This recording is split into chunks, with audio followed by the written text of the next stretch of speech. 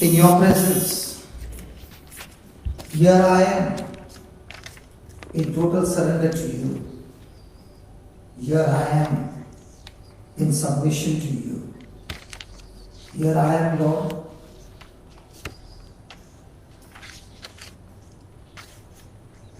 In the midst of my trouble, in the midst of my hurt, pain, sorrow, in the midst of everything, I've come to you, Lord Jesus. Because without you, I'm powerless, Lord. Without you, I don't know what to do. The trials that I'm facing, Lord, I really don't know what to do. But there's one thing I know to do, is to keep my focus on you. This evening, Lord, speak to us and draw us closer and closer to you. So that in your fellowship, in your presence, not only our lives are changed, but everything that is clinging on to us, which is not of your kingdom, just gets destroyed by your presence. Teach us your ways, O Lord, that when we walk out of this place, we will not be the same. We thank you, we praise you. In Jesus' name. Amen. Amen. Praise God. Yeah, please be seated. Hallelujah. Thank you so much for coming, and a very, very happy New Year. Praise God. Hallelujah. Thank you, Jesus. So today we are going to study a beautiful topic, that Jesus, who is alive, okay, He loves us and He's calling each one of us to be with Him. Amen? Amen? Amen? Amen. Praise God. Now, we just celebrated Christmas, and we know that during the Christmas, the Gospels were read and how God revealed about His Son to the shepherds. You remember? The angels, the host of angels began to sing, "Glory to God in the highest, and peace to all men on earth." Praise God. So we saw during the Christmas time that, actually speaking, God fulfills your dream or breaks your dream. Oh, that's where we went wrong. I'm here to tell you, God is a God who shatters your dream. Hello? Please give me a chance. Don't get up and go. Because you might get so irritated with what I'm saying that you might get up and go and say, "I don't want to hear any of those things." But I'm here to prove to you, through the scriptures, God shatters your what? Dreams. And why does He do that? So that we can. Because He wants to come closer. He wants us to come closer. That's why He does that. That means He's a cruel God. Is a God of That means He's a cruel God. God love. Because He loves us, that's why He breaks our dreams. Huh? Because He has better plans for us. Fantastic. Okay, let's take an example. Anybody married here? We all married here. Hello? Anybody married here? Yes. Okay. Now let's say before you got married, you surely got engaged. Okay. So why did you get engaged? Obviously for time pass. No. Because your desire is that you want to get married, Settle down. you want to have your own children, you want to have a family, you want to have a future. Is that right? Come on. Yes. So also a young girl named Mary got engaged to Joseph. And she had a great desire to have her own children and all those things. And one day, an angel suddenly came up and began to say to her, listen, Mary, you are full of grace and God is with you and God is so pleased with you. And I've brought news to you to tell you, you shall be pregnant. And you will bring forth a son. And she said, listen, angel, that news is good, but I'm not yet married. How can I have children? And the angel says, you don't have to worry. The Spirit of God will come, the Spirit of the Most High will come and overshadow you, and you will conceive. And the child that is going to be born through your womb shall be the king. He shall be the Messiah. He shall sit on his throne, and his kingdom shall never end. Praise God. But what about my dream? Hey, what about my Joseph? What about my children?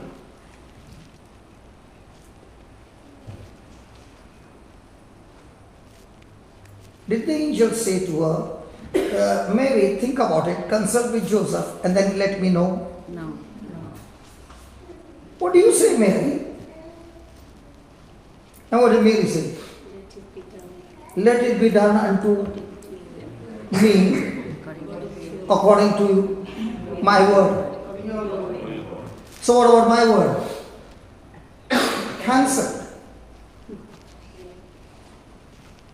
So was Mary's dream shattered?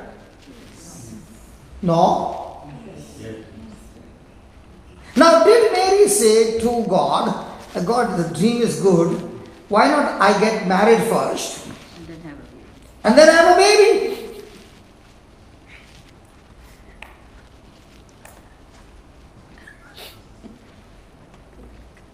And she said, okay.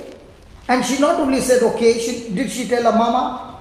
No, she did not say to anybody. And she went for 3 months to be with her cousin, Elizabeth, who was also pregnant, and she took care of Elizabeth, and she came back. And Joseph is all excited about his dream. Is that right? No? He was engaged. You ask any man, Freddie, when you got engaged to Fiona, were you not thinking when will that day come? Say yes, man. Yes. The woman might not think, the men are more excited to get married. But after they get married, their excitement is gone. So what about Joseph? He's dreaming. And then after 3 months or so, he sees Mary, his lovely would-be wife. But when he sees her after 3 months, he sees her chubby, beautiful, and she has put on some weight. And her stomach looks to be like mine. Hello? 3 months back, she had a flat stomach, and now the stomach has become big. And he finds the one who he loves is pregnant. He knows that he had no physical relationship with her.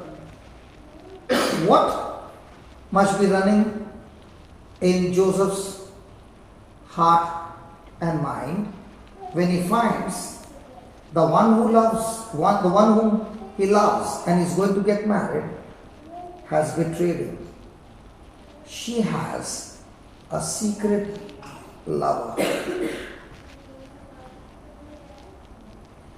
What should be happening to his dream?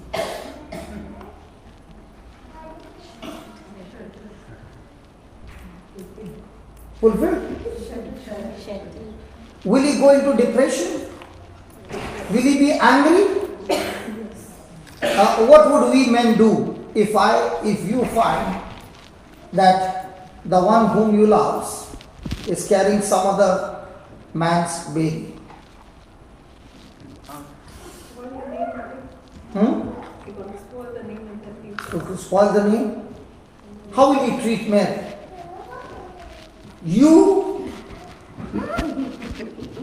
Come on. And in those days, if a woman gets pregnant without getting married, he can fix her up in no time by bringing her into the public and saying, the child in the womb is not mine. And the moment they hear that, she'll be stoned to death. You tortured my dream, I'm not going to spare you. I'm going to fix you up. Can a man go into depression? Yes. Can a woman go into depression because the man to whom she is going to get married has now already decided to divorce her? Yes. Can the woman who had no fault had a dream of having a great family, and now the parents are looking at her and questioning whose baby? The people around are saying, hey, you just got married 5 months back, but the baby looks to be 9 months, fully mature. It's not a premature baby. Hey, can you tell me what happened? How could you get this pregnancy so fast in 5 months? Because normally it takes 9 months. Will it be a talk in the town? Yes. Is it a disgraceful thought, speech or gossip going around? For whose fault? Her fault? Many times we all the time we talk about Mother Mary, right? What about Joseph? He is a man who never sang a song, who never gave a sermon, who never gave a speech, who never speaks anywhere anything. But in the crypt also you see him just kneeling down there and quiet. Have you seen him? Yeah. Humble. What if Joseph had to decide to bring Mary in the open and stone her to death? What would happen to Jesus? Hello? Would he be dead? What would happen to you and me? Would have been there. We would go to hell. Hello? So was Joseph's response equally important? So he loves Mary in spite of what she did in his mind, and he makes a decision, I will quietly divorce her but not harm her, in spite of she breaking my heart.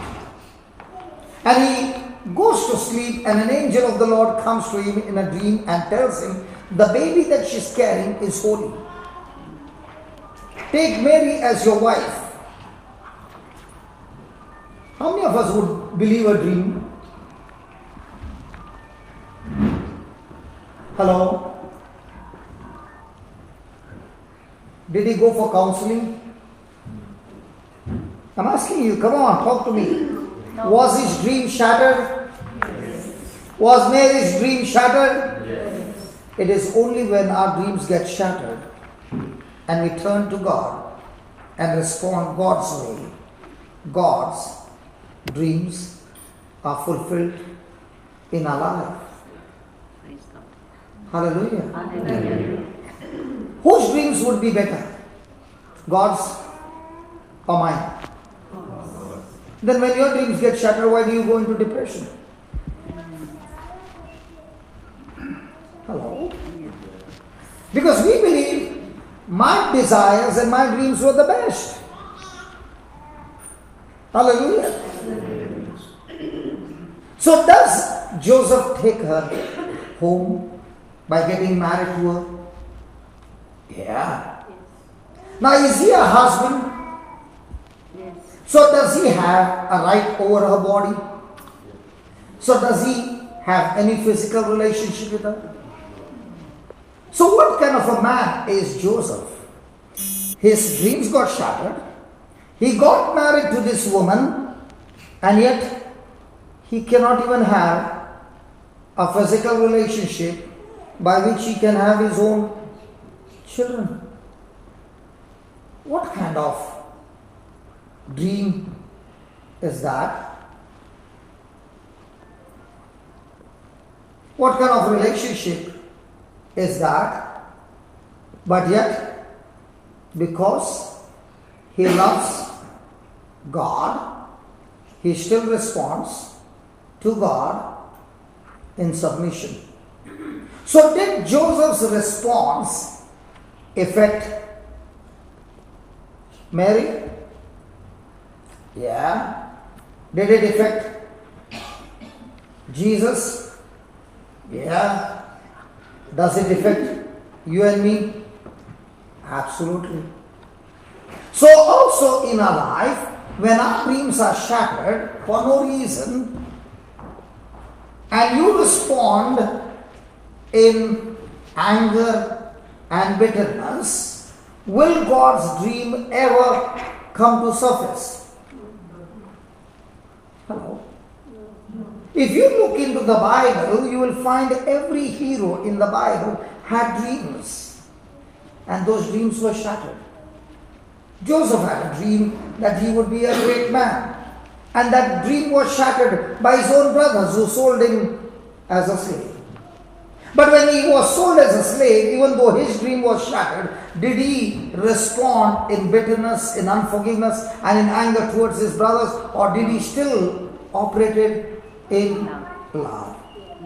Do you know why we have not seen God's dreams manifested in our life? Because we responded to that situation with anger, with every kind of negative attitude, and therefore God, who had an extremely beautiful plan and purpose, he could not bring it to pass because our response was in disagreement with him.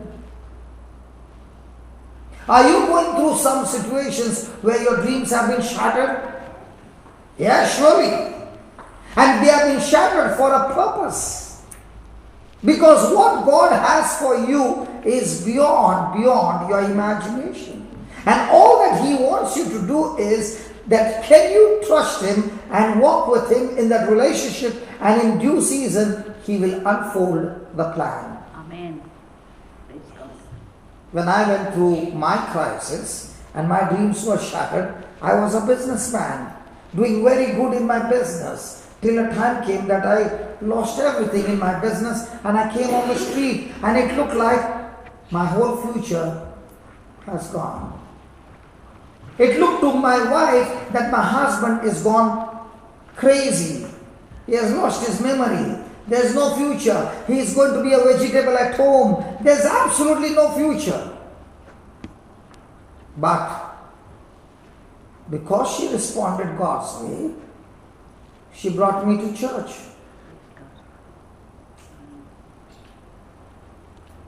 And that's where I encountered Jesus. So after all these years, I begin to understand that the spiritual world is so powerful. If you understand the spiritual world, it affects your physical world. In the midst of that crisis, if my wife had to be bitter and she had to leave me, I would have been dead. She would have been separated. And I don't know what would have happened after that. But in spite of all the things that I've done, she stuck to me, and she still operated in love and forgiveness, and she kept giving love and forgiveness till she changed me. So that crisis came where I encountered Jesus. That crisis did not come to kill me. That crisis came to wake me up to that call that Jesus has. And now I got healed. Praise God, now when I got healed, I had a choice to go and live my life the way I want. Is that right? But I made a choice to go with Jesus day and night, and that's the time I discovered that God had called me to do this purpose.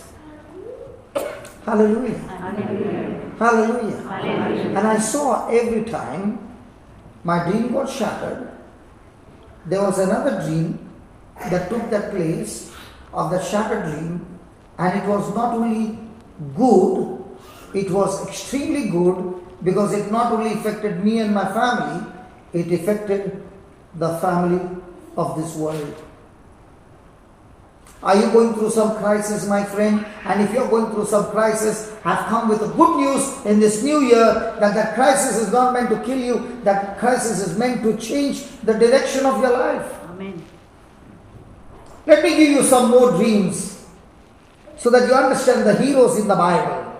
Hallelujah. Hallelujah. See, listen, when your dreams get shattered and God's dreams comes to manifest, before those dreams can manifest, you will be going through terrible trials. But the good news is, in those terrible trials, if we learn to respond God's way, then you will not only overcome those trials, but you will come out a better person with a better attitude and more like Jesus. Before Joseph could become a governor, did he have to go through terrible trials? Can we talk? Yes. Hello?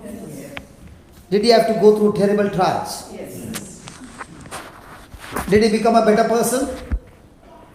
Yes. Let's take an example of Moses. Did he have a dream? Yeah. What was his dream? The day he came to know that he is not an Egyptian, but he is a Hebrew. And he saw his people as slaves. He had a desire. I must do something for my people who are slaves. And that's why when an Egyptian was attacking an Hebrew, he got in between to stop that Egyptian from harming his people. And in that bargain, he hit the Egyptian in such a way that he died. Could Moses ever think that that day he got up in the morning, a prince in the palace, might be while he's having bath, there are 2-3 girls, one pouring wine, one where he opens his mouth, putting grapes in his mouth, and he had such good luxury, and he got up in the morning. Did he ever think that by evening he is a murderer on the run, running away from every luxury of his life? Was his dream shattered? Hello? Yes. But did God forsake him? Was God with him? Yes. Now, was Moses trained to survive in the desert? He has never been in the desert. He has been in a war. He is extremely trained to, is extremely full of wisdom when it comes to things of politics, kingdom ways, warfare. He is extremely learned in all those things, but he has never learned how he can get water in the desert. Is that right? And yet he has to run in the direction which is not trained. But the Bible says God looked after Moses in the desert so that he reached the other side, where he encountered Jethro's daughters and he helped them, and he got connected to Jethro. And when he got connected to Jethro, in what outfit do you think Moses is? Princely. When he looks at his fingers, there are so many rings on his fingers. What does that show? He's a poor man or an extremely rich man. And when Jethro looks at him, he offers him a job. Is Moses supposed to do a job? And what kind of job? To look after the sheep. Hey, come on, you don't know from where I'm come. You don't know who I am. And you're telling me to look after the sheep? The stinking, smelling sheep of shit? And you want me to look after it? Was Moses' dream shattered? Hello? Yes. Now is he looking at the palace or looking at the shit smell of the sheep? For how many years? 40 years. What is he doing? cleaning the ship. Was his dream shattered? No? Yes. Hey, come on. He was in the palace with such authority, such position. And what is he doing now? Looking after the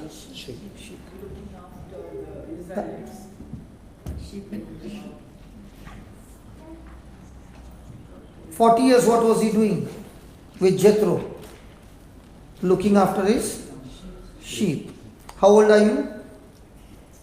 No, don't ask a woman the age, because she becomes old in no time. Foolishness. How old are you? 70. Okay. Out of that 70 years, 40 years you have lived in a desert.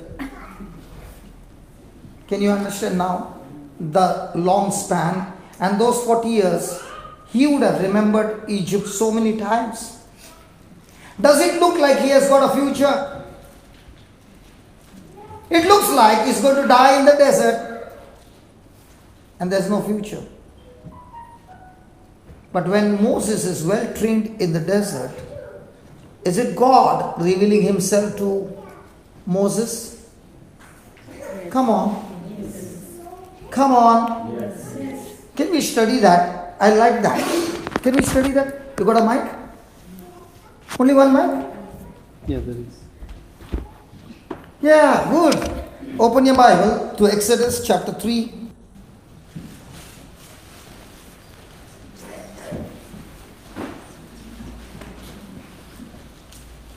Verse 1. Hallelujah.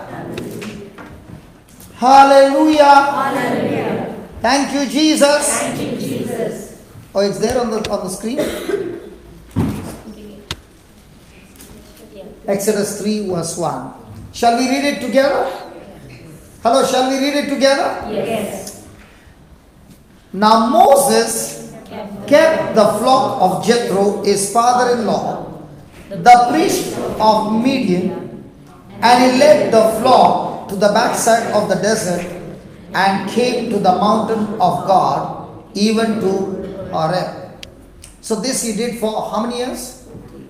40 years. So if a person is doing this job for 40 years, does he have any hope for a big future?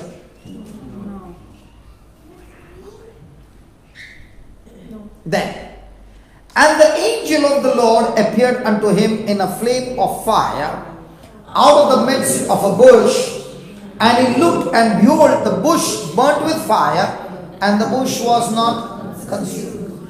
Now, in the desert, in those 40 years, had the bush ever caught fire? No, it's so common. You can even hear the news now. In Australia, the bush is on fire. It's always very common in the desert with the heat of the sun that the dry plants or the leaves catch fire in no time. So it was something extremely common for the bush to catch fire. But here he says, and the angel of the Lord appeared unto him in a flame of fire out of the midst of the bush, and he looked, and behold, the bush burned with fire, and the bush was Not consumed. now that was something strange. How can the bush not get consumed? So he saw something strange, and Moses said to whom? Hello, Moses said to whom? Do you also talk to yourself? How? Fiona, do you talk to yourself? So when you're talking to yourself and he's watching, what will he say? Whom are you talking to? I'm talking to myself. Huh? Do you talk to yourself? Sometimes, let me tell you, as I'm talking to you, your lips are closed, but each one's mind is talking to himself.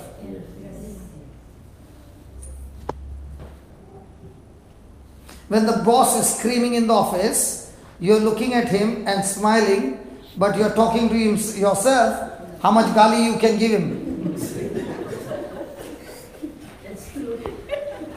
See? Somebody said that's true. Hallelujah. So we talk to ourselves. Now Moses is talking to himself. I will now turn aside and see this great sight while the bush is. Praise God. So what is he saying? I want to go and see why is this bush not burning. When the Lord saw, when the Lord So when Moses was in that place looking after the sheep, was the Lord seeing him? Yes. So is the Lord seeing from heaven Swindon?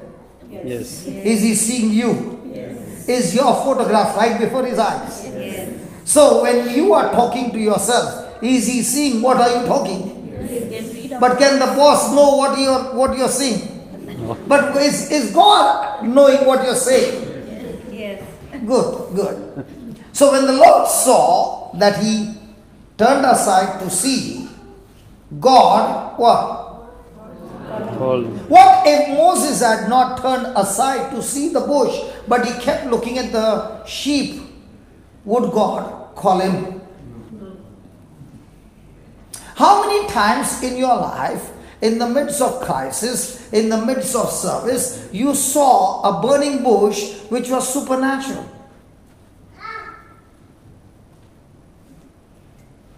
How many times God has revealed himself in signs and wonders in your life?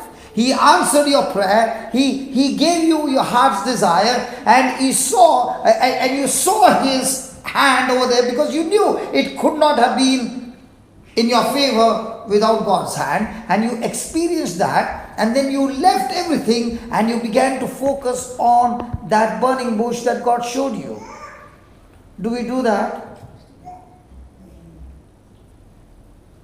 You know, when I saw the first time signs and wonders, because I was a person who did not want to go to church, because right from childhood till I grew up, praise God, even after I got married, I did not see in the church one person getting healed.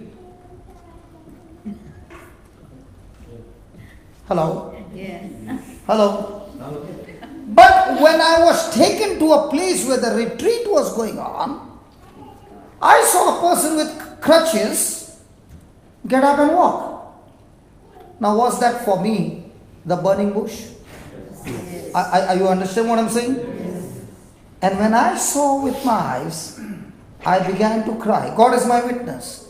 And I said these words, I've never seen anything like this. And God, I want to experience this more and more. And I'm here to tell you, I'm ready to give up anything to get what that priest has got in him. This was my prayer. I did not know this chapter at that time. But did God see the desire that I had about the burning bush? So when I made that decision, at that very moment, did God call me? In your life, have you seen many burning bush? When you saw that burning bush, what was your desire? Because when we come for a service like this, you might be saying, what's running in my mind? Nobody knows. But God is revealing His bush and seeing how are you responding. If your responding is, wow, and you're clapping your hands, but you are not making any response or any desire for it, you lost your calling. Because for you, that burning bush became extremely ordinary. Hallelujah. Thank you, Lord. So every time we come and we have a session, and every time we see amazing healings taking place. Is that right? And what are those healings? God's burning bush. And are you saying to yourself, how did that happen? I want to go and see and learn from you, Lord, how it can happen again and again. When God sees that heart and that desire, and you're seeking it with all your heart, the Lord says, when you seek me with all your heart, and when you call on me, you will find me. But if you came for the service and you are only interested in you, God, when will you stop preaching and start healing? Can you stop that lecture and start having the anointing session? So are you interested in knowing how the bush is burning, or are you interested in when will I get myself blessed? Each one has his own desire. Are you understanding what I'm saying? Yes. Hello? Yes. So when Moses turned himself from the sheep and looked at the bush and said, I want to know, why is this bush not burning? When God saw that desire, he called him out of the midst of the bush and said, Moses, Moses. And he said, here I am. A person might be reading the Bible every day. And when he's reading the Bible every day and he's reading those healings Paul did, that Peter did, and all these disciples did, he's saying, how can the simple fisherman do these amazing things? Can you, Lord, teach me? When God sees that thirst in you for the kingdom, and that's why Jesus said, when you seek the kingdom and his righteousness, then you will surely die. Everything will be added. The rest shall be added. Then everything else, all things will be added unto you. Yeah. Why did you leave from India and come to UK? Because you saw your burning bush here. Hello? Because for you it was roti, kapda or makan. Hello? Let's be honest. Did you come to a UK because the climate here is so good? Because in Goa it's sweaty. Here it's so comfortable. Yeah? Was it the climate? Or did you think and believe there is something much better on this side? Is that right? Yes. And in that, you gave up everything in India and came here seeking. Do we have the same kind of attitude to leave everything and seek his kingdom? God looks at each one's heart. Even as you are sitting there and you are hearing the word, it's not going to depend on the word. It's going to depend on your response to the word. Some people will say, I am coming for the retreat for the last 10 years, but nothing has happened. Because Jesus never said it's going to depend on the seed. He said it's going to depend on the condition of the soil in which the seed is planted. The seed has no problem, but the soil is the problem.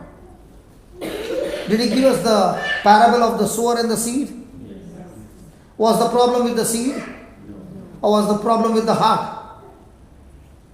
The soil is the heart. He gave us 4 kinds of soil, 4 kinds of heart. One who comes for the meeting and does not understand what's going on, sits there and his mind is running everywhere but is not attentive, he doesn't understand what is happening, Satan comes and takes that seed away. That's the pathway. Second seed, it fell along the rock. These are the people who receive the seed with great joy, and everywhere they go, praise the Lord, hallelujah, hallelujah. After 1 week, hallelujah. After 2 weeks, hallelujah. After 1 month,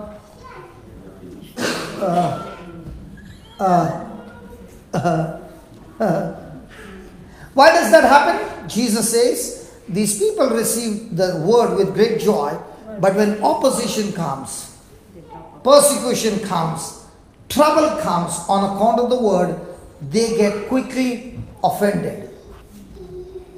When was the last time you got offended? In 19?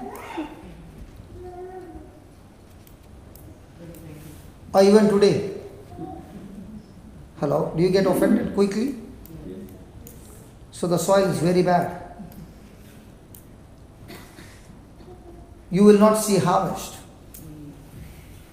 Third condition, the seed was planted where there were thorns. The thorns grew and choked the seed. Who are these? These are those who get worried. Anybody getting worried? Yes. You don't get worried. Praise God. इसका photo ले जरा.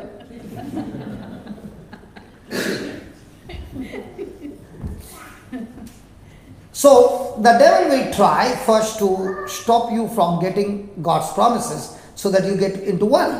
So now you did not get worried. Praise God. And you are believing. So now he stops all his obstruction and gives room for the blessings. Now tell me one thing. A person will be in church when he is in trouble or when everything is going fine for him? When everything is going fine for him. Very good. When he's in trouble. The UK churches are so different from Indian church. In Indian church, when people are in trouble, they are in church.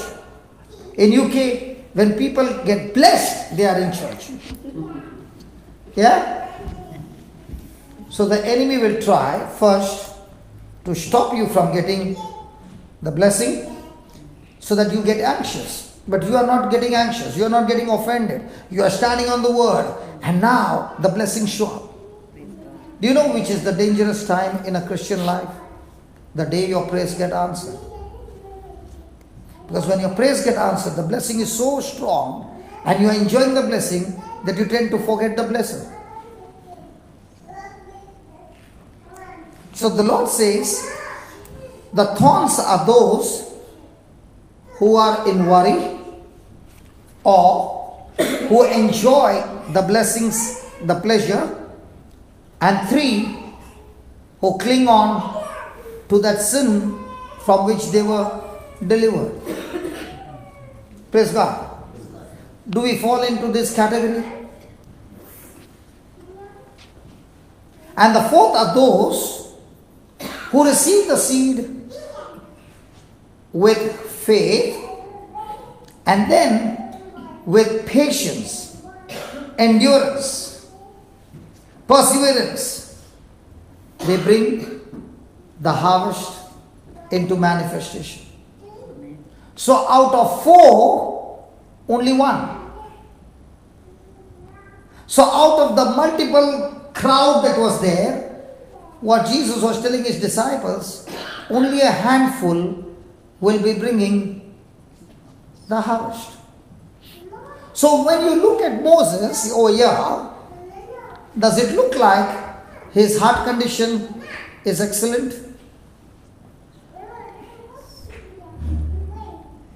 It's just the beginning of a journey. Hallelujah. Hallelujah. Hallelujah. Hallelujah. And that is what the Lord is saying to each one of us. It is going to depend on each one's response. The day you understand that everything in your physical life is always going to depend on your response. If one understands that, then no matter what trial comes, you are not scared. Why? Because the last bullet is going to be in your hands. No matter how many bullets were fired, but when you make that decision to respond, that decides whether you win or you lose. Are you with me? Yes. Hello? Yes. So, whether you win or lose, does it depend on others? If Joseph had to respond in the flesh, not only his dreams are shattered, Mary's God-given dreams are shattered, and everything is shattered.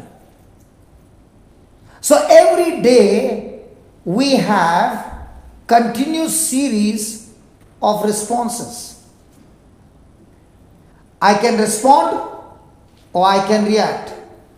If I react, the negative done to me, then I end up a victim, a loser. If I refuse to react and respond, I become better, stronger, victorious, and my character is changed. Amen. So we are trained in what? Reacting or responding? Reacting. Because we are reacting, not only our dreams are shattered, they are not shattered by God, now they are shattered by our reacting. But if you are responding, then your dreams are shattered by God and God's dreams are replaced to your dreams. Can I give you another example? Yes. Hello, are these examples helping you? Yes. Okay, let's take for example.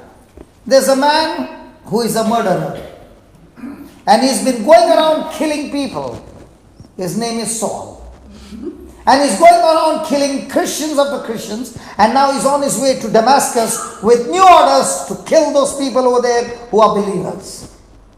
And on the way, he encounters Jesus. He has lost his sight when he encounters Jesus. Now, should he be happy with Jesus or angry with Jesus? Hello? If you lose sight when you come to church, will you ever want to come to church?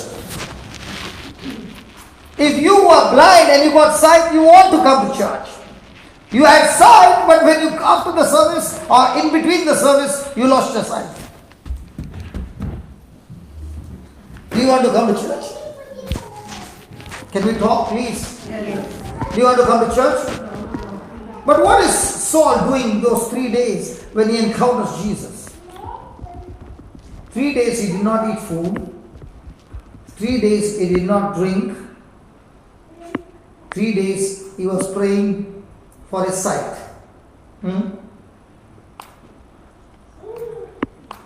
Yes. Yes. 3 days he never prayed for sight. 3 days he was praying the same question that he asked Jesus when he encountered Jesus. The first thing he asked him, who are you? The second question he asked him when he said, I'm Jesus of Nazareth. The next question was, tell me, Lord, what do you want me to do for you? So 3 days, what was he praying? Tell me, Jesus, what do you want me to do for you? So was he now relying on his dream, or was he asking God, what's your dream for me? He's asking God. And what are we praying all the time? God, what can you do for me? And God says, listen, I sent my son Jesus who died on the cross for you. That's not enough. Tell me now, what are you going to do for me? And if you don't do anything for me, then I've got nothing to have a relationship with you. Hello? Nobody's talking. Should I change the topic? Or should I change the topic? You tell me, I'll change the topic. I'll change the topic which will make you happy. No. Hallelujah. Hallelujah. If a person understands the topic, he'll be filled with so much of joy and he'll say, Lord, the next time the crisis comes, I'll be so excited because it looks like a crisis is nothing like a woman who is pregnant who is going through a labor pain. Without a labor pain, is there a baby? Somebody say, no, I did not have a labor pain because I took a C-section. Okay, you got a C-section. After that C-section, did you get paid? Yes. You got more pain than the lady who got a labor pain. What did that pain say? Mama, be extremely careful. Don't panic. It's time for you to give birth to a miracle. But if that moment a mama panics, does it affect her health? Yes. Does it affect the baby? Yes. Yes.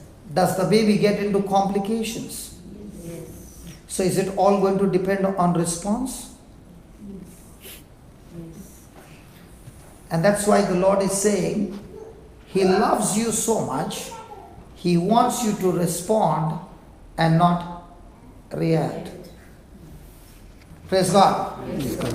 Hallelujah. Hallelujah. Now, was Paul ever thinking that this was God's plan for him to be an apostle, touching lives and introducing Jesus wherever he went? Did he ever think that was it his dream? No, he was a Pharisee. But did God shatter his dream? And only when his dream got shattered and Paul or Saul responded to God in agreement to Jesus, he became Paul. In the same way, if you have made mistakes in your life and your dreams are shattered, God is saying, listen, I'm not annoyed with your mistakes. I get annoyed only when you quit. Because even though you have made hundreds and thousands of mistakes, I can deal with those mistakes. But don't you ever quit when your dreams are shattered. Come the way you are with all those mistakes and just learn to respond through my Son, and you will find new assignment, new things in your life which is beyond your imagination. Hallelujah. Hallelujah. Hallelujah. Hallelujah. Even after so many years of Christian life, are we people who respond or are we people who quickly react? Yeah. And that's why years have come and years have gone and we have failed to discover God's call on our life. So which one would be profitable to us? To react or to respond? Respond. And to respond, do you need to learn from the Word? Yes. Yes. Come on. Yes. How many of you love Jesus? You all love You all love Jesus. How many of you want to serve Jesus? Can I see some hands? Yes. Praise God. I've got bad news for you.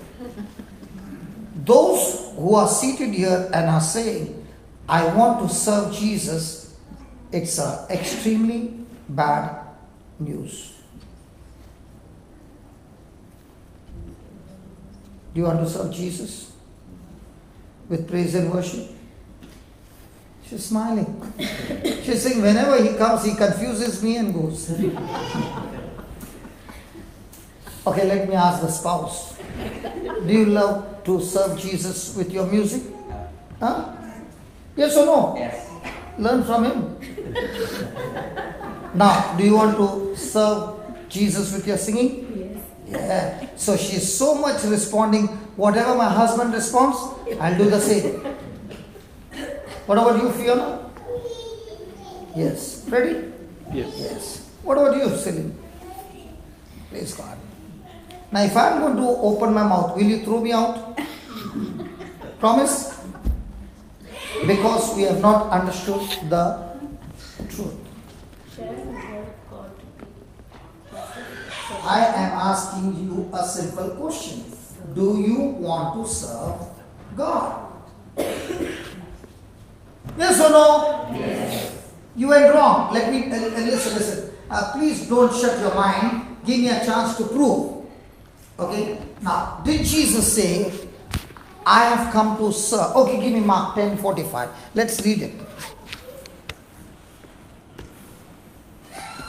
Whom will you believe? Me or the word? The word. Huh? Hey, whom will you believe? Me or the word that you see? The word. Okay. Sure? Yes. 100%? No argument? No. Okay. I'm going to ask them the same question after explaining. Then I want to see what is their response. Read it. Mark 10:45. Read it. Yeah.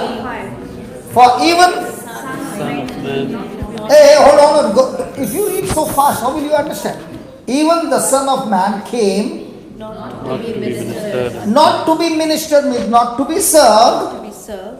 but to But to serve and to give his life a ransom for many. for many. Now, is the Bible saying Jesus came to serve or to be served? Whom did he say? To his disciples. He said, I am the boss, but I am the boss who wants to be your servant. Hello, have you ever heard any boss saying to you, I am your boss, your creator, and I'm going to serve you? If there is any leader, does he say, I want to serve you, or the leader says, you serve me? Hello. So here is a leader, Jesus, who is telling his disciples, I love you so much that I'll do two things in your life. One, I will always be by your side to serve you. Nobody looks to be excited here. Which one do you like? Somebody serving you or you serving somebody? And that somebody is Jesus. Is he perfect in his service? Yes. Is he a liar? No. So is he saying that I've come to serve? Yes. Now, did he tell that to his disciples? Yes. Now, are the disciples alive or dead? They're dead. Now, did Jesus also die on the cross? Yes. But is he dead or is he risen? Risen. So is he alive? Yes. So if when he is alive, are his words alive or they're dead? Alive. So are those words the same to each one of us? So is he saying the same words to you as a disciple? I have come to serve you and not to be served. And what are you saying? No, Jesus, I'm going to serve you.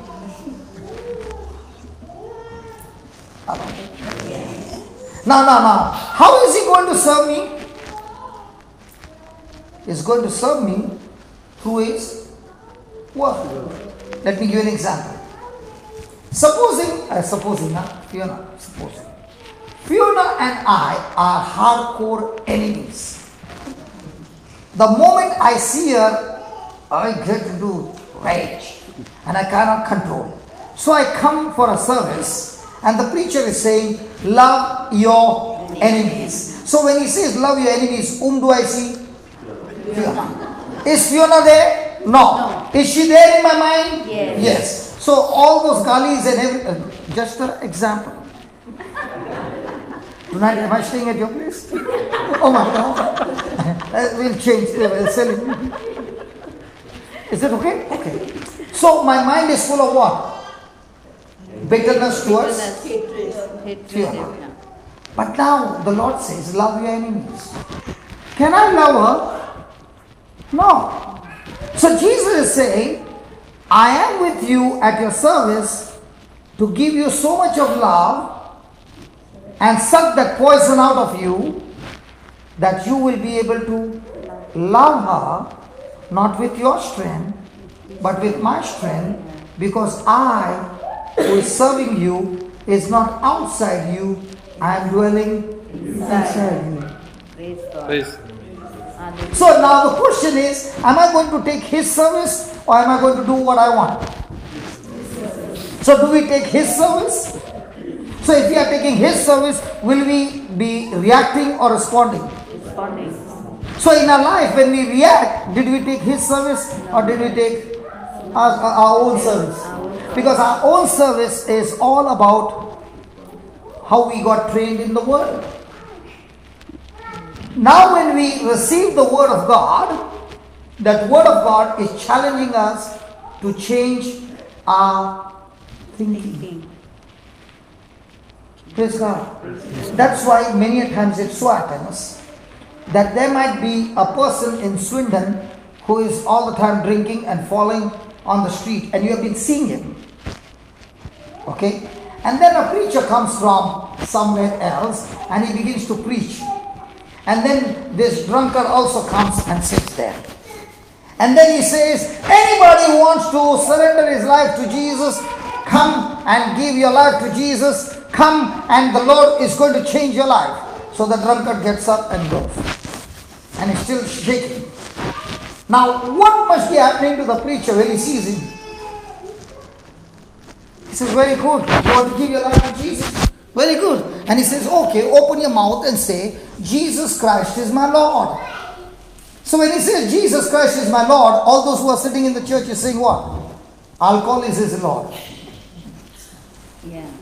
Hey, come on, Yes. come on. Say like that. Now, the ones who are listening are saying, that's the biggest lie, because the whole day he is controlled by Jesus or alcohol. So when the preacher is leading him into that prayer and he's saying, Jesus Christ is my Lord, I believe with all my heart that Jesus took my place on the cross. He died for me. He shed his blood for me. And when he's repeating, he might be repeating. The words are also not coming clear. Yeah. And what is the congregation saying? After this prayer, tomorrow I'm going to see him. It's back in that same gutter. Are you following? Yes. But now, when he's making that prayer, something in him made him, something means the word, the conviction of the Holy Spirit made him get up from his seat, come in front and say, I want to give my life to Jesus. Okay? Now, will Jesus hear his prayer? Yes. Come on. Yes. Yes. Will there be a change? Okay. And then he gets into a Bible class. And now he is taking the word, and for everything is taking the service from the word. For example, I'll give you an example. There was a man whom I know who used to drink more than a bottle every day for years. So I told him, you don't drink anymore. When did you stop drinking? And he said, who told you I stopped drinking? I said, what? He said, I never stopped drinking. I love to drink. But the problem is, the more I came to Jesus and His Word, alcohol left me. I never left alcohol. Alcohol left me. Means what happened? The more he responded to the Word made alcohol run away from him. Amen. Previously, he did not have the Word. He used his willpower to keep the alcohol away, and alcohol kept chasing him. But when he began to chase the word chased the alcohol away. Are you getting what I'm saying? Yes. So this man, he gets into the Bible study, he is responding to the word, and every time he is studying the word, responding to the word. Now, is he taking Jesus' service or his own service? So, After 1 month, he is casting out demons, healing the sick, sharing his testimony, and is it affecting people? Yes. And what about those who have been in the church all their life?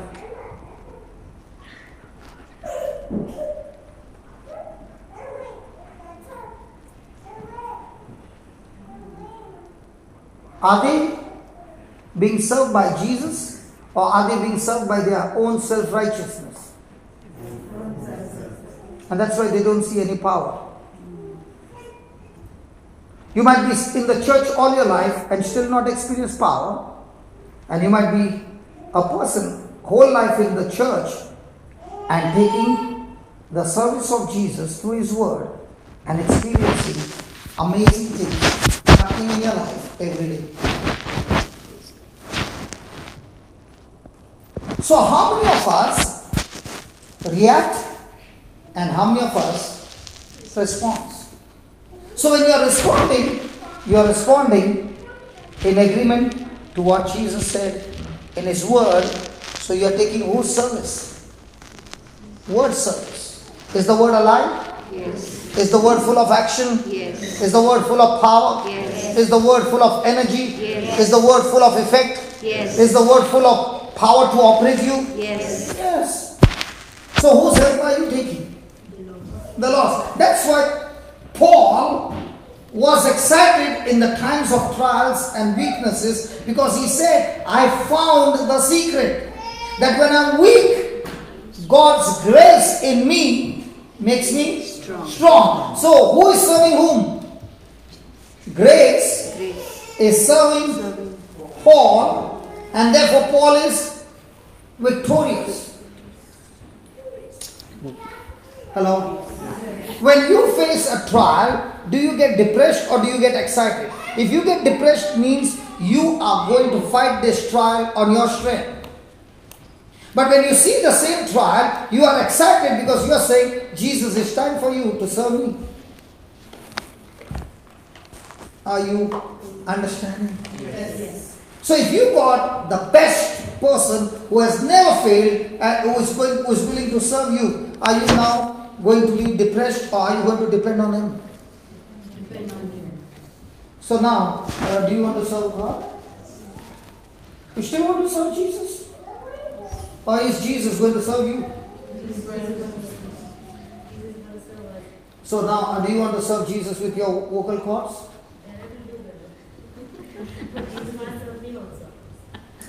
You did not understand. Please, okay, I'll put it in another way.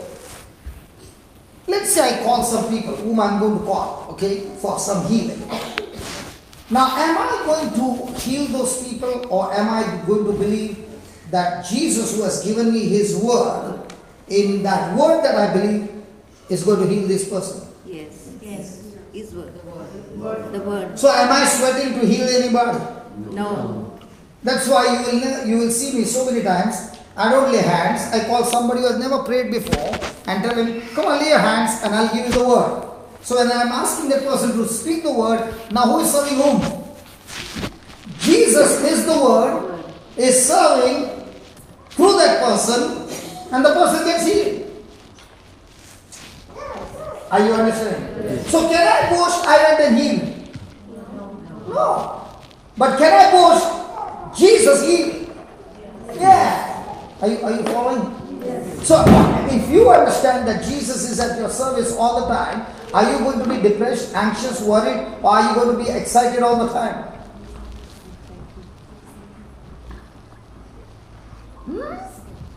Oh, you don't want to listen about healing? Or it's your office time?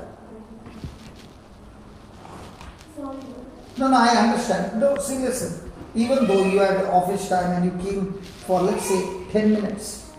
You know what the Bible says? Even the person who entered the field the last hour got the same wages. Yes. So for me, it does not matter. Even if a person has to come for the last 2 minutes, that person who came for the last 2 minutes received and responded to that word, and a person who said for the whole service, heard and never responded, you get better wages than that person who sat the whole day. Thank you. Praise God. Praise God. Hallelujah. Hallelujah. Thank you, Jesus. Thank you, Jesus. Is it making sense? So, is Jesus willing to serve you? Yes. So, will He serve you through His Word? So, every time you're studying the Word, is that Word going to help you and strengthen you to apply and bring that Word into action? Yes. Now, does Jesus want to serve you? Then what does Jesus want you to do in the kingdom? Now Jesus said, I'm going to serve you. Right? So what does Jesus want you to do next? If He is serving you, then what else? You only sit and take His service and go to sleep? No. Respond to His word. Yeah, you responded. Now it's all about you. Then what? He wants you to go and serve His kingdom. others. So now when you are serving others, are you going to serve others? Yes. Yes or no? No! You are going to serve others, but you are not going to serve. Jesus in you is excited to serve them. Wow! That's extremely interesting. Praise God. That means Jesus is not only going to serve me, He wants me to go and meet others. And when I'm talking to others, there also, it's not me who is serving, but Jesus in me is serving. Praise God. Yes. So if you understand that Jesus in you is serving, and you meet somebody who is in some state, and now you're going and talking and you're saying, God, I don't know how to serve Him, but you know, because you promised me that you are going to serve Him, I'm only going to be a vessel. Praise God. So I'm going to go there and I'm going to sit there and I'm going to talk, but I'm not going to serve, you are going to serve. Right? So Lord, I'm ready. Let's go. Now when you are going with that kind of an attitude, will the service be normal or supernatural? Supernatural. Why? Because Jesus in you is not only serving you, but at the same time, He is saying to you, you go and I will serve others as well the way I serve you. So, will your life be a life of supernatural every day? Yes. So, this became of service. Second thing, what did He say? In Mark 10:45, I've come to minister and not to be ministered. After that, are you the person from Bahrain?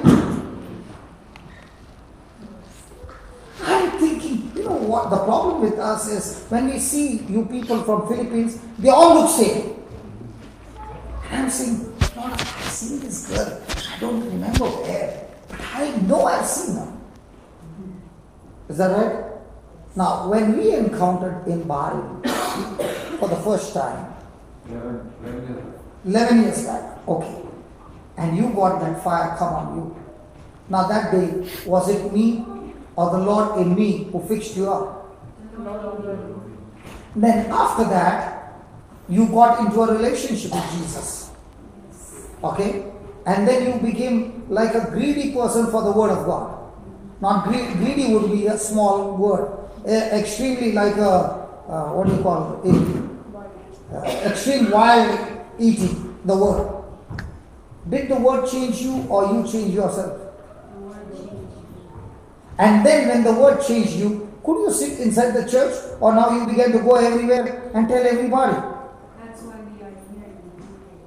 So you left Bahrain Yes. and you moved to UK? Yes. Get hold of them. Good soldiers. They came from Bristol, brother. Where? Bristol. I don't know where it is. It's on the side of the. Praise God, I came from India. To serve. Hallelujah. Why should a person come all the way from there? Because of the burning bush. Listen, my friend, if you want, I'll kneel down and beg you to listen to this. Jesus is longing to serve you, and at the same time is desperate that you go to somebody who is in trouble and ask Jesus, I don't know what to do, Lord. Please help me that I can minister to this person, but you are going to minister. That person will only see me, but actually speaking, you are the one who is going to get the job done. So Lord, I am going to step out in faith and go there. And I don't know how it's going to happen. I don't know. But I do know, Lord, by the time I walk out, something has happened. And this promise is not for me alone, but for everyone.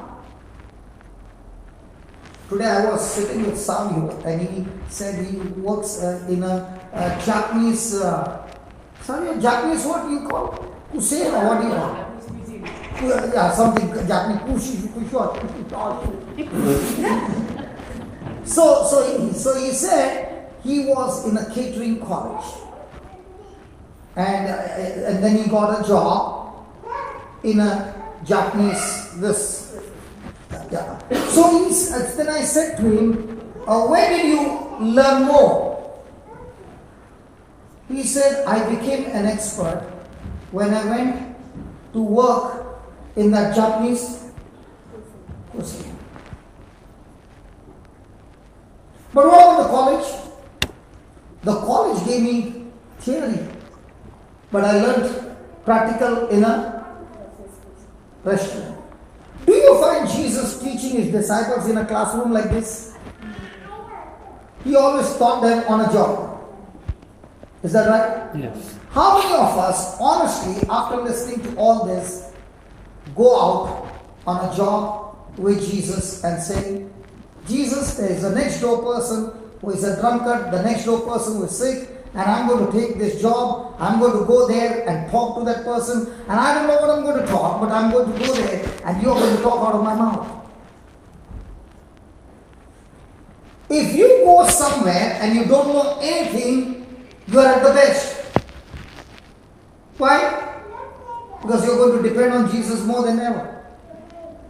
But if you know everything, then you tell Jesus, you sit down, I'll take care. So did he allow Jesus to minister?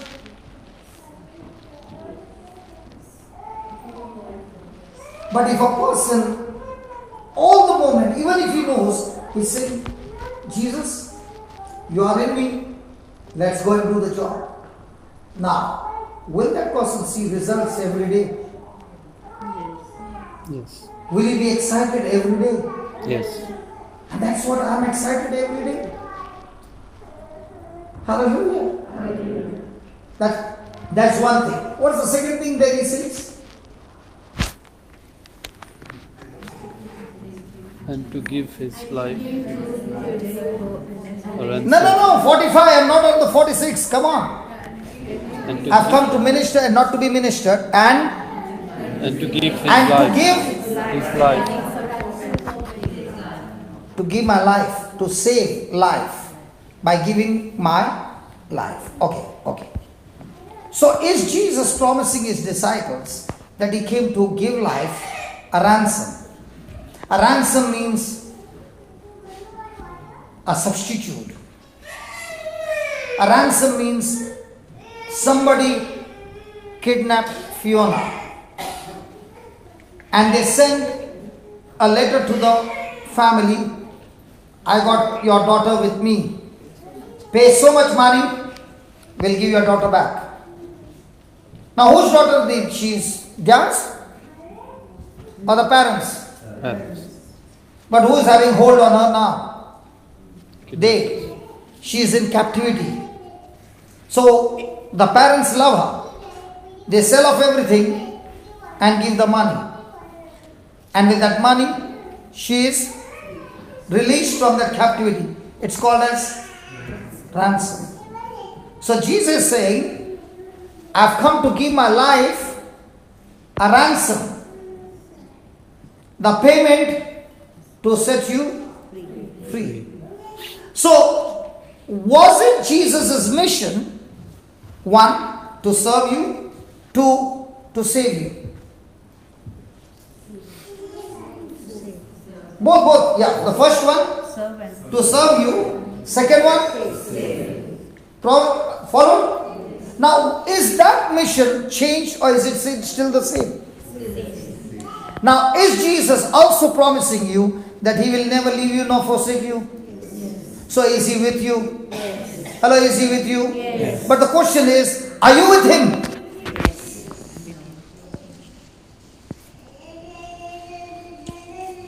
Hello? He is with you. Are you with Him? Yes. Thank God this congregation is more of goans here.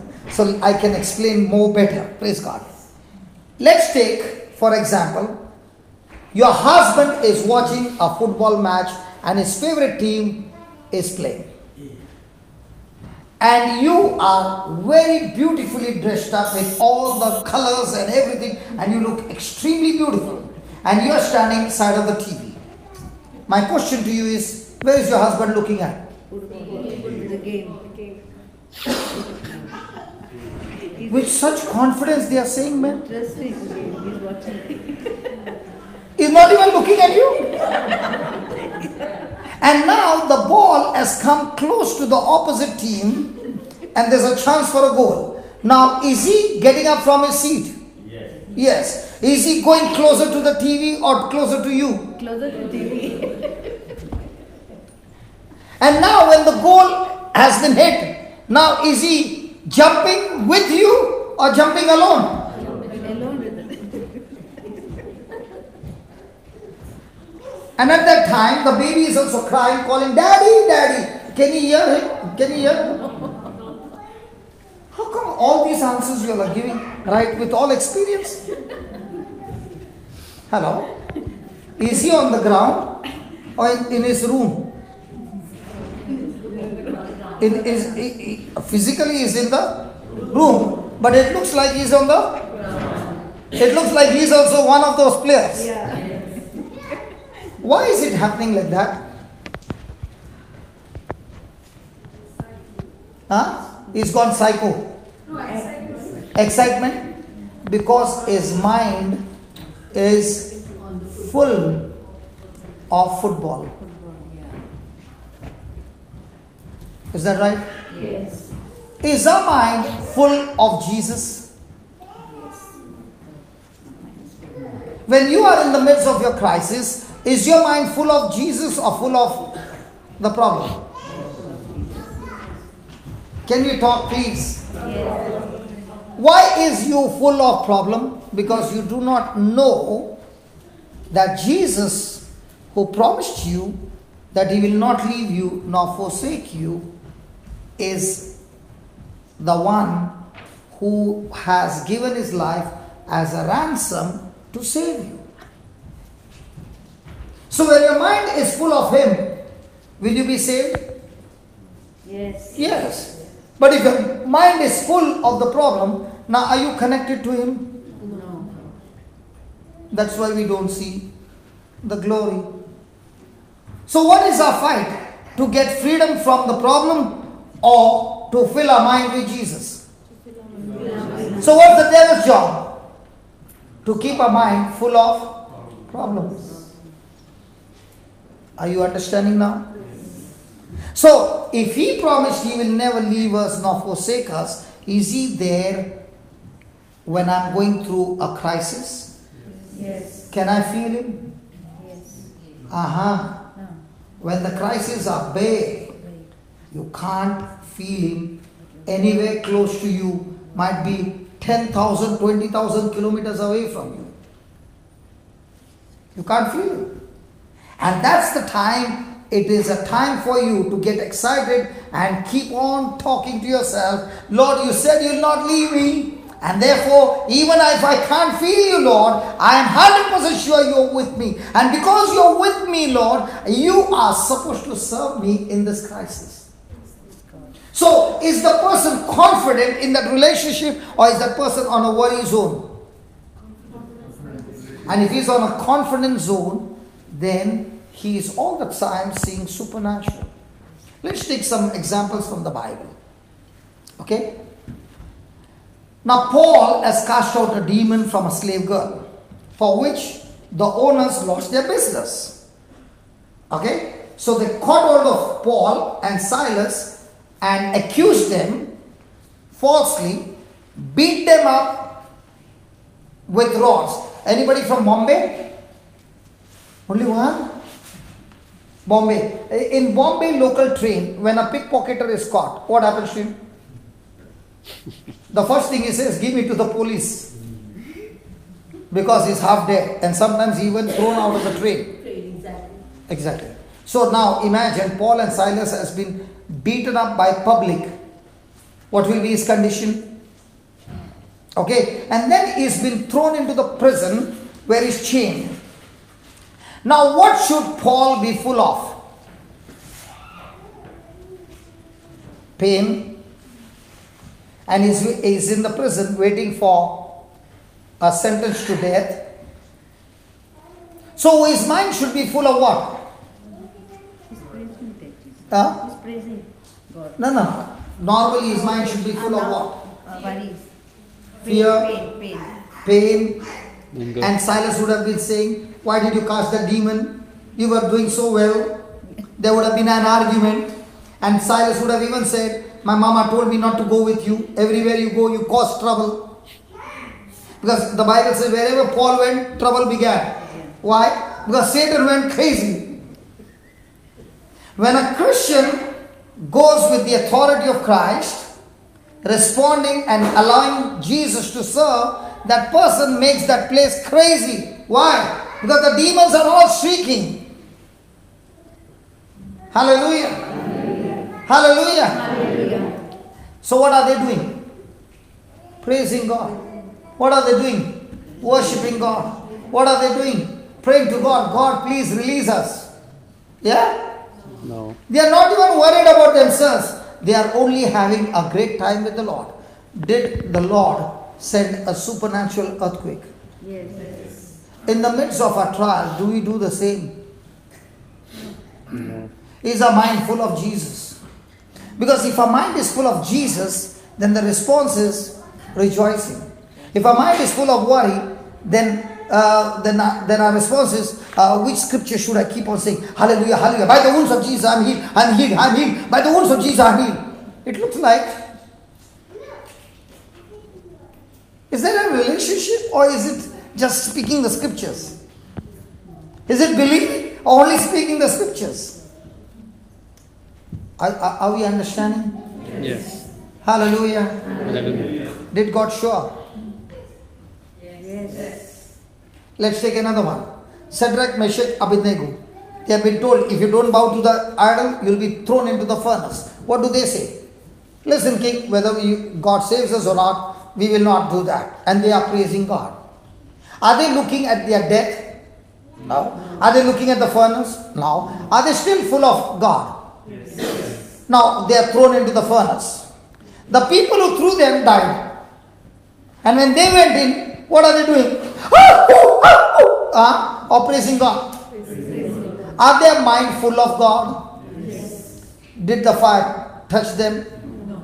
But because they were full of God, did the king got converted? Yes.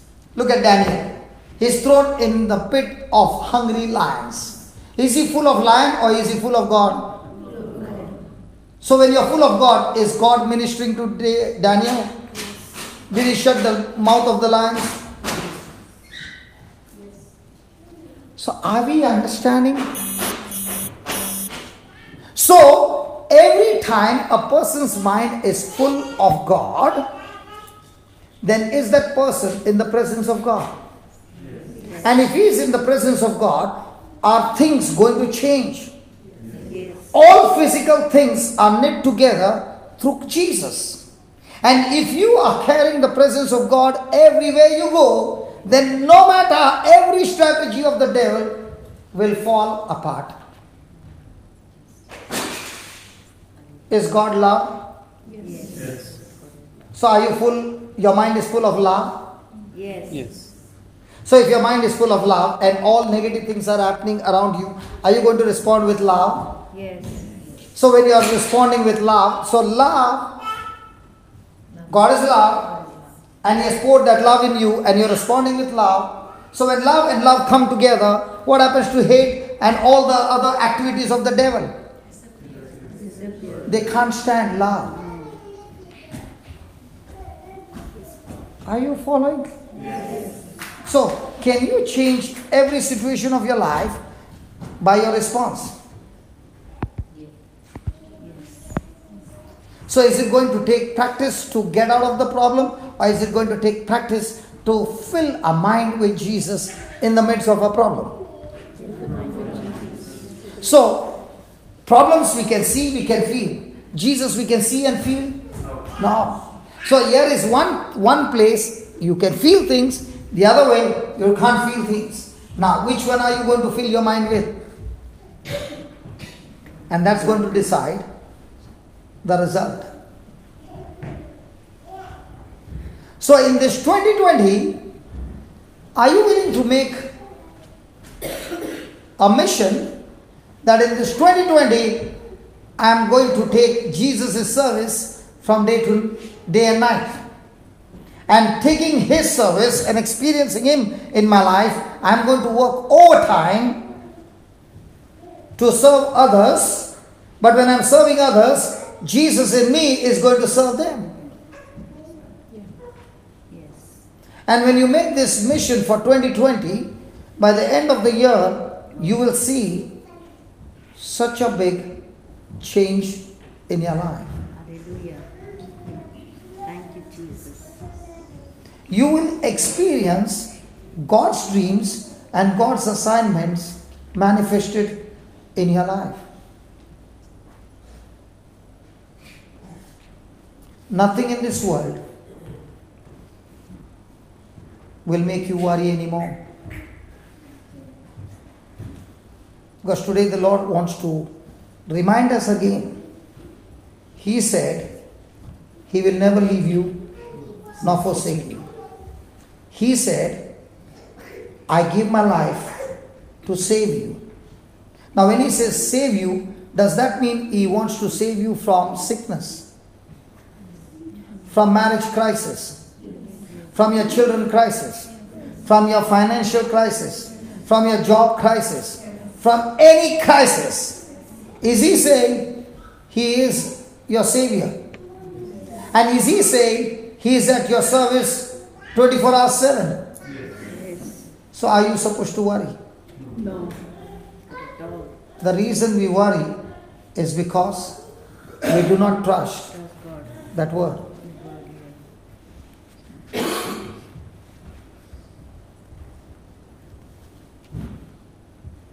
Hallelujah.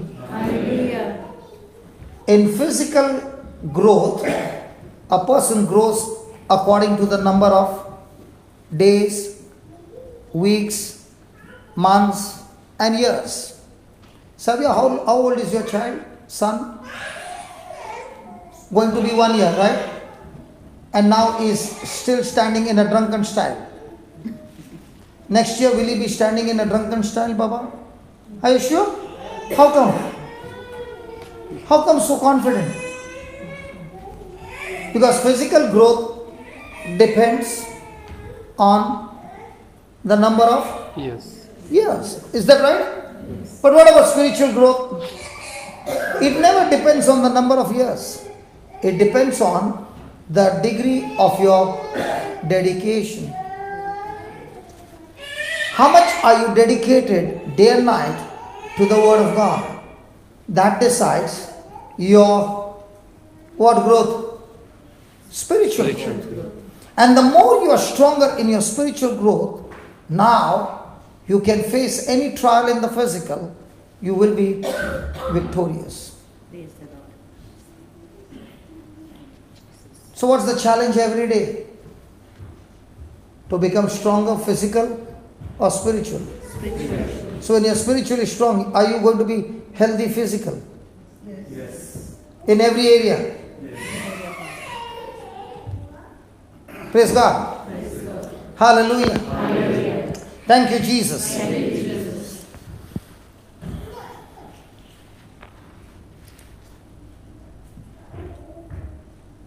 So in our lives, are there going to be trials? Yes. Are there going to be temptations? Yes. So is Jesus interested in training and preparing us before the trials and temptations? Yes. Did he do the same to his disciples? Come on. So, every day, do we need to feed our spirit with the Word of God? Yes. Now, have you ever heard people say, read the Word every day? My question to you is, read the Word every day or study the Word every day? Study the word. Okay. Read the Word, study the Word, or understand the Word every day? So a person can be reading the Word, studying the Word, Not understand. but there is no preacher to explain and make that person understand. Will there be a spiritual growth? That's why we are on a job. So what's my job? Understand. To give you. Understand. And when you get the understanding, now what are you going to do? Use that understanding. And when you are in understanding, can Satan take that seed away? Never. He can never take the seed from the heart of a person who understands the word. What's the meaning of the word understand? No. What's the meaning of the word understand? To know them. Huh? Hello, what's the meaning of the word understand, man? Okay, let's take an example. Thank you, Holy Spirit. There my brother has got an organ. White stands for light. Black stands for darkness. But surprising, his keyboard has got white and black. So he is saying, white is for light, black is for darkness. From now on, I'll use only white keys. Will the music be completed? No. Huh? You only use white, don't use black. Will you be able to play? Both. Now, if he tells me, brother, can you play the keyboard? I can play better than him because I heard him. You know what keyboard I can play? I can play music which Tom and Jerry music. Why can't I play the music that he plays? Is it the same keyboard? How come I can't play?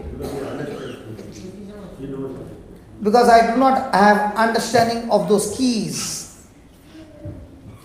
Now I see him playing without a reading. What do you call that?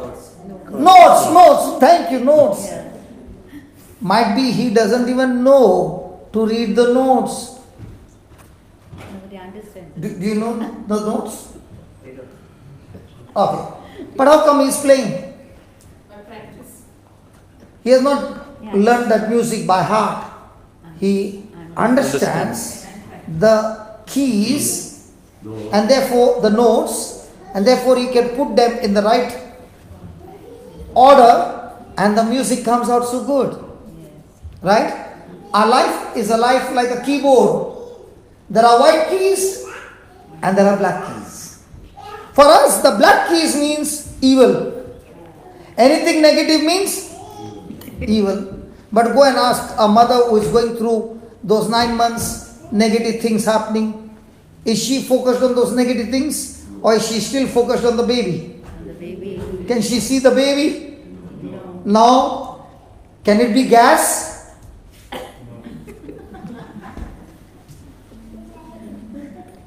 Can it be fats? Now you mean to say my stomach is big, it means baby? Yes.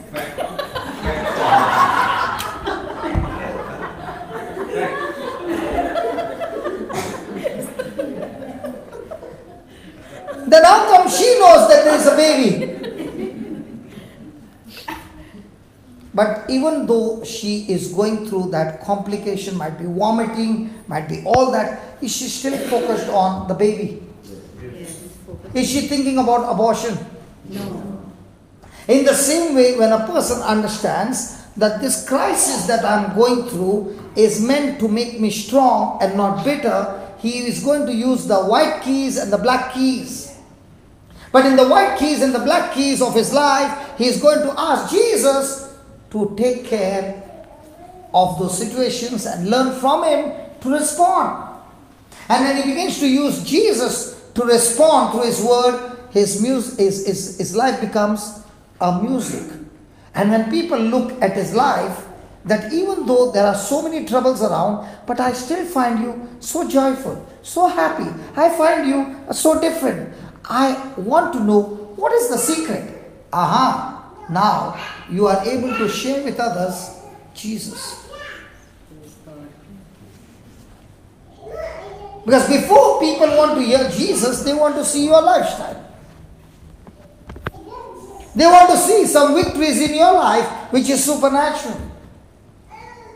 And now that you are sure that Jesus is the one who is going to serve you, Jesus is the one who is going to help you, Jesus is the one who is going to give you solution to your trouble, He is the one who is going to give wisdom.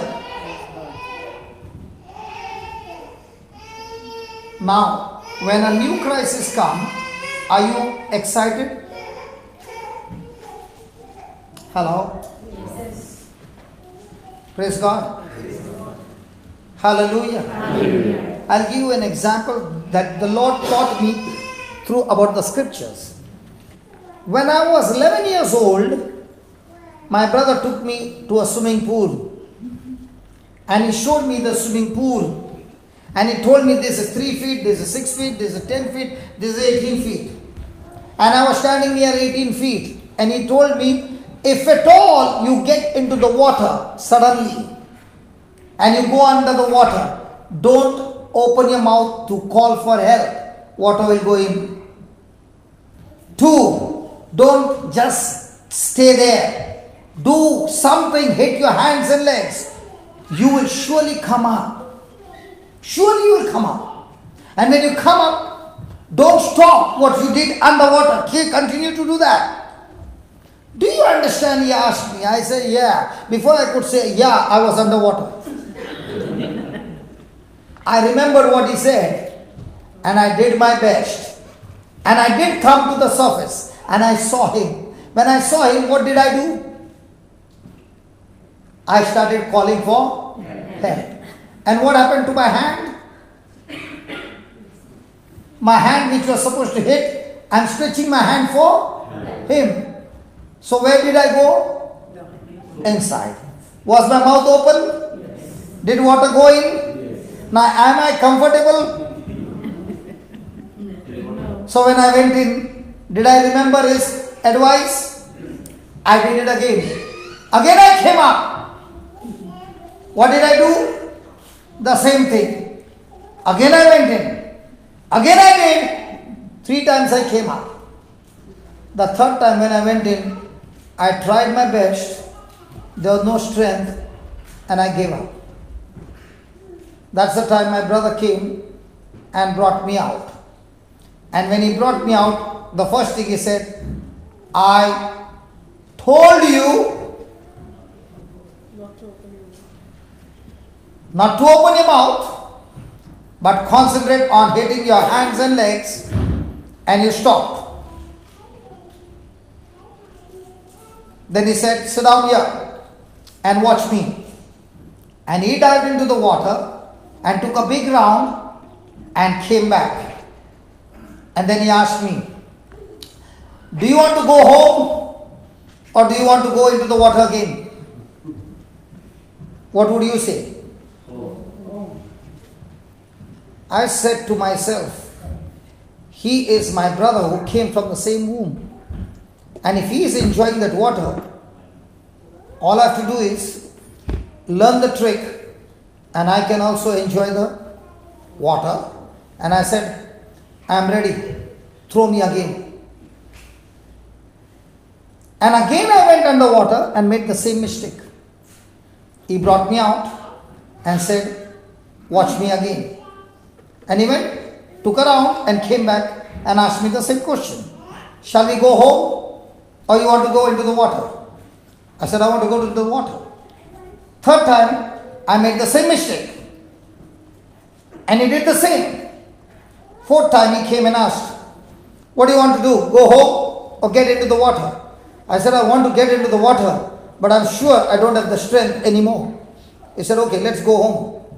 Next day morning, 6 o'clock, he woke me up and he said, I'm going to the pool. Are you coming? What should I say? Yes. Hello, what should I say?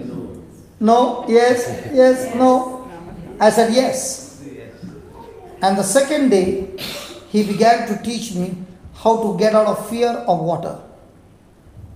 And by the time we finished, I was crossing from this end of the pool to the other end of the pool the second day.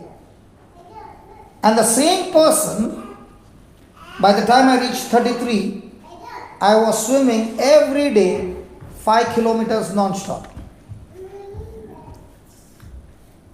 And that's the time the Lord reminded me, when you started to swim, you nearly got drowned. But how come after that, and you did not have energy, in 1 minute you are gone. How come now you have energy to swim for 5 kilometers? I said, because I learned. He said, the same way, if you learn to depend on me and take my service day and night, you can keep on swimming in this world victoriously and never get exhausted. That's why you will see my schedule. It's there's no rest in between. Why? Because I'm depending on him to complete the course. So is he going to take you on a journey of preparation? But when it is coming to preparation, are you going to face difficulty? It looks like you're getting drowned. Will he allow you to get drowned? Amen? Did my brother allow me to become Amen? No, he saved me, right? Hello, he saved me. When he saved me and I learned to swim, I'm standing here before you. In my life, I would have saved more than 100 people from getting drowned.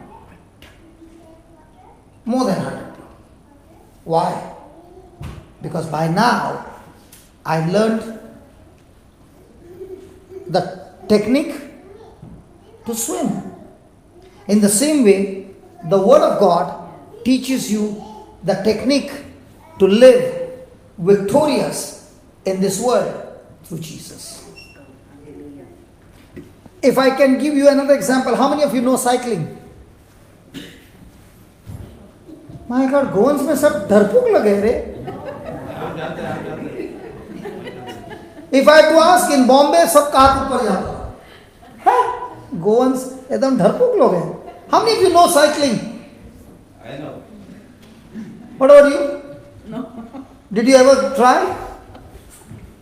I never tried. I not only drive. Has any? Do you know cycling, Fiona? Yeah. Yeah. Okay. When you started, did you fall?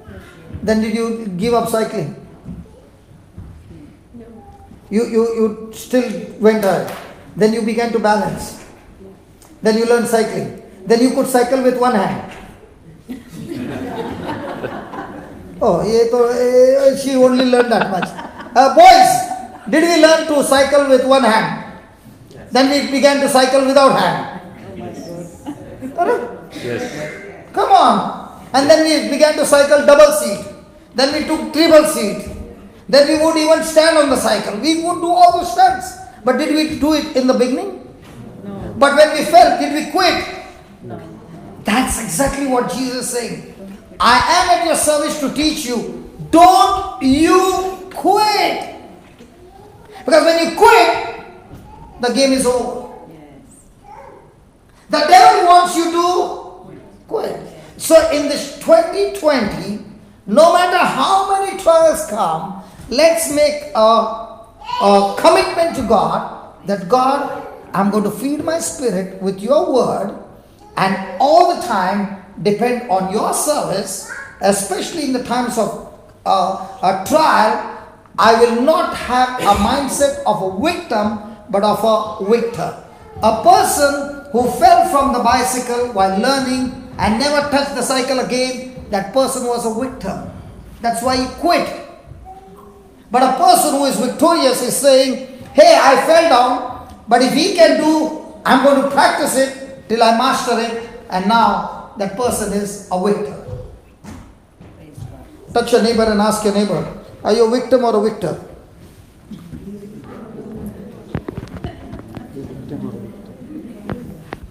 Hello?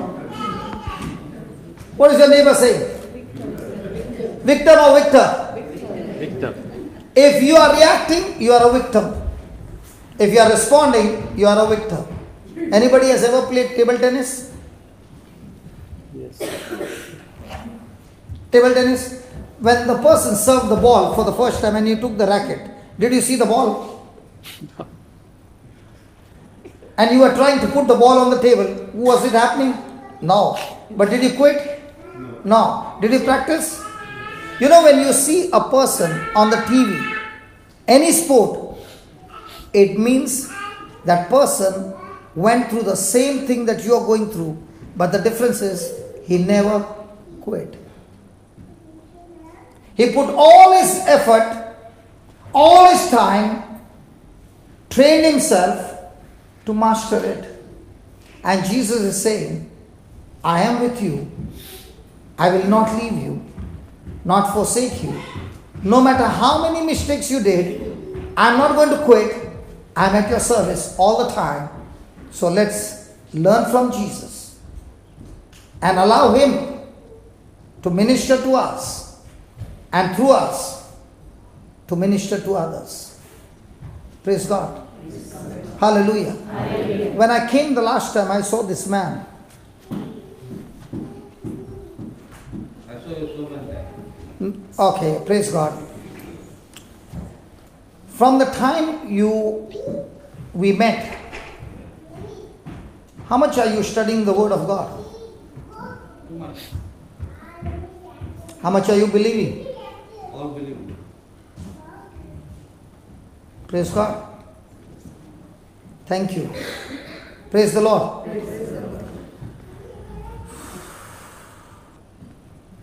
Can we write some points? How much time is left? Half an hour.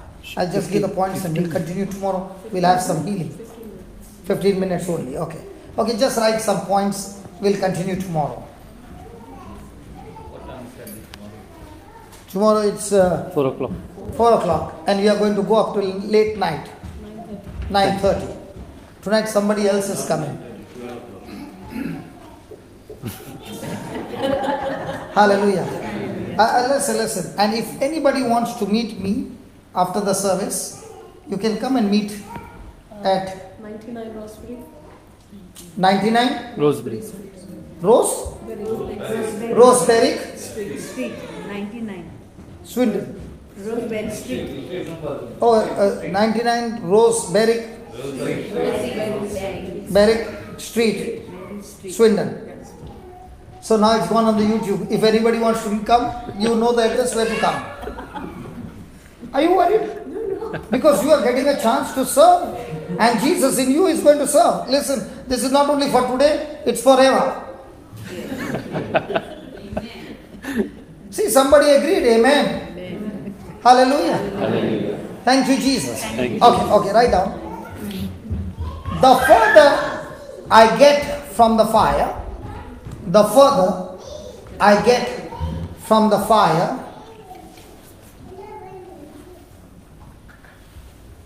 the colder I get.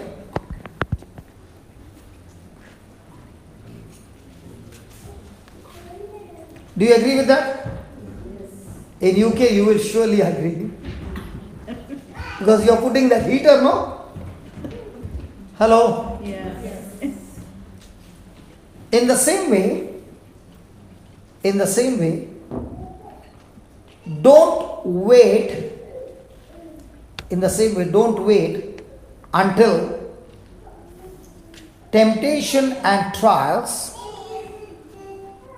In the same way, don't wait until temptations and trials are raining down on you.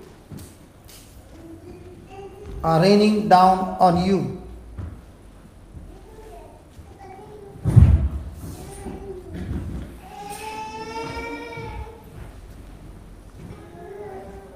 मजबूत है रे तेरा बेटा.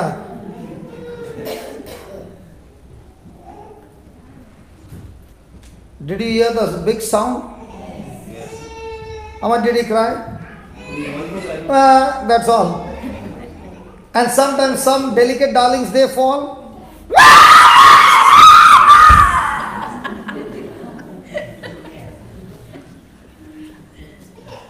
Hallelujah. Hallelujah. Thank you, Jesus. The closer I get to Jesus, the closer I get to Jesus,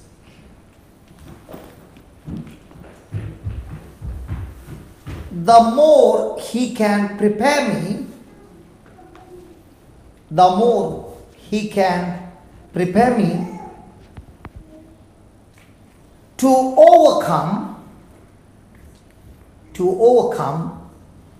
any trouble, or temptation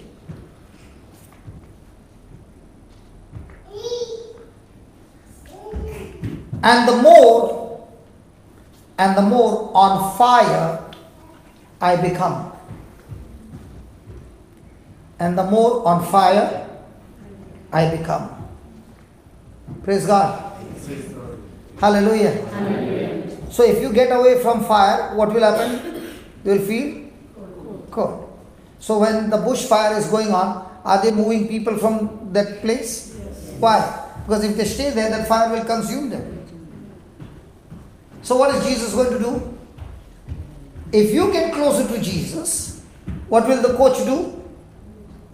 He'll prepare you To overcome. to become an overcomer. Okay, if I tell you 23 years back, before I met the Lord, what was my condition? My condition was demonic. My condition was depressed. My condition was loss of memory. My condition was sick. My condition was financially broken. My condition was sickness in the marriage. You name it, every kind of trouble. Did I want to get rid of the trouble?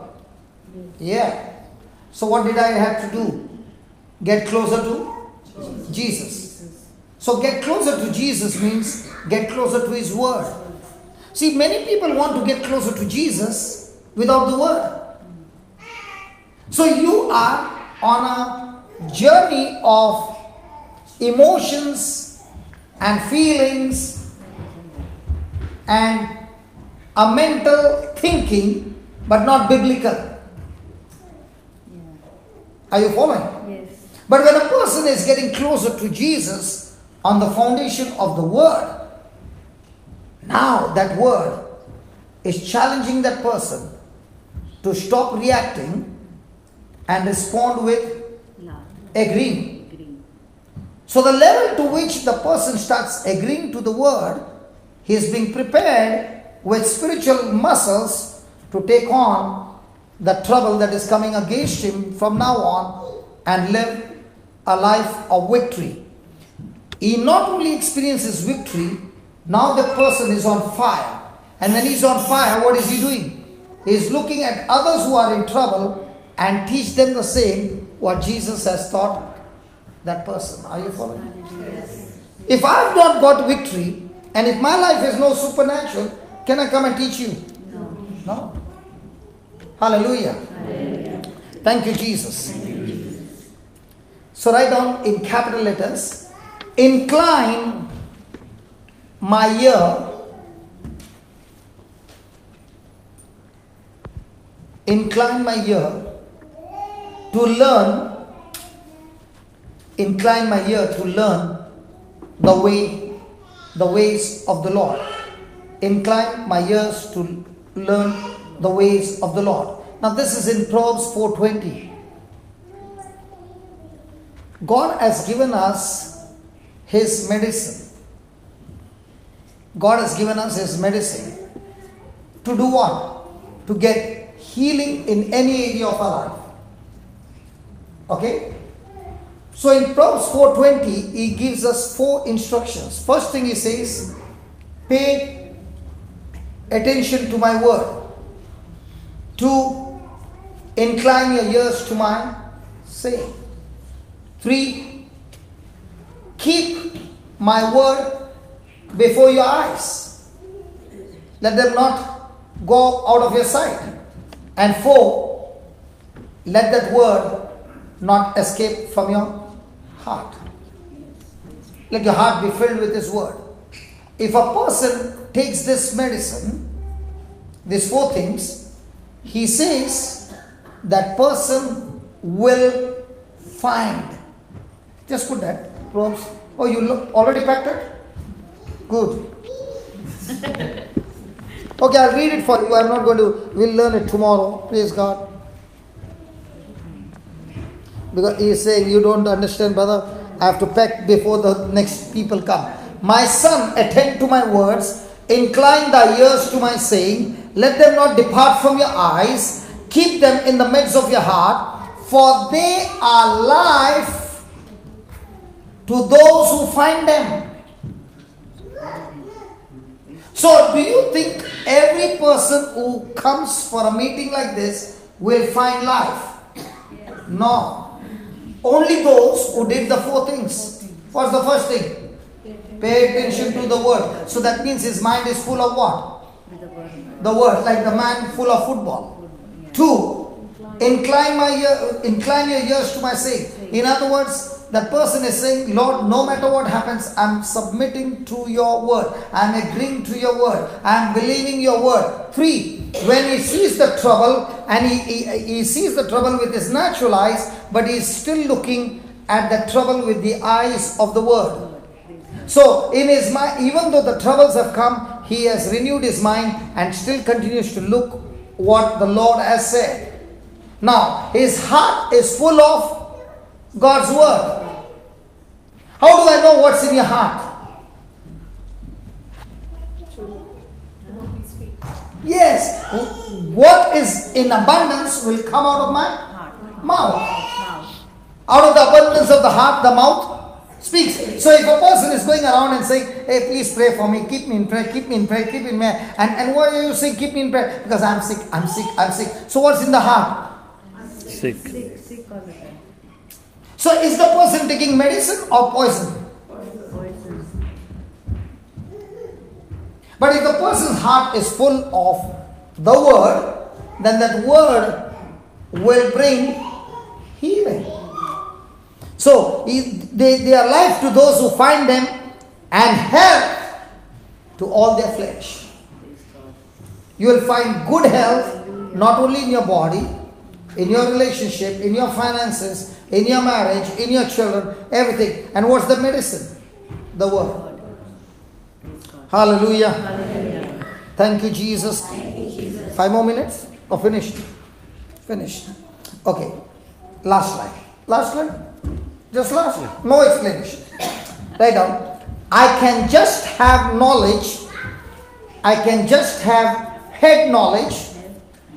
I can just have head knowledge of the Bible, or I can get to know Jesus, or I can get to know Jesus more powerfully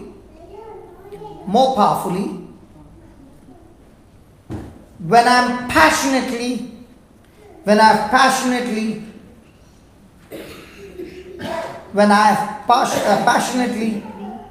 turned myself towards Him. When I passionately turned myself to Him.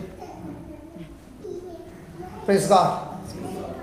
So most of the time we have got head knowledge or passionately relationship with Jesus. A person who has got a passionately relationship with Jesus, the Bible knowledge is no longer head knowledge, it's the heart knowledge. Now, the Pharisees, did they have passionate relationship with Jesus? The Pharisees? Did the disciples, even after Jesus is dead and gone, did they have passionate relationship with Jesus? Come on, Peter, Paul, John, yes. Did they have the word in them? Yes. Was their life supernatural? Who are more learned, the Pharisees or the disciples? Who are more learned? The Pharisees were the scholars of the scholars in the scriptures. But did they have head knowledge or heart knowledge? As long as you have got head knowledge, you can give all the right answers in a quiz, but not experience even a headache getting healed. But a person who has got a heart knowledge, he knows the Lord personally. And those who want healing, I'll be available for you. Praise God. Hallelujah. Hallelujah. And we'll continue tomorrow. Is it good? Yes. Yes. Father, we thank you, we praise you as we are in your presence, Lord.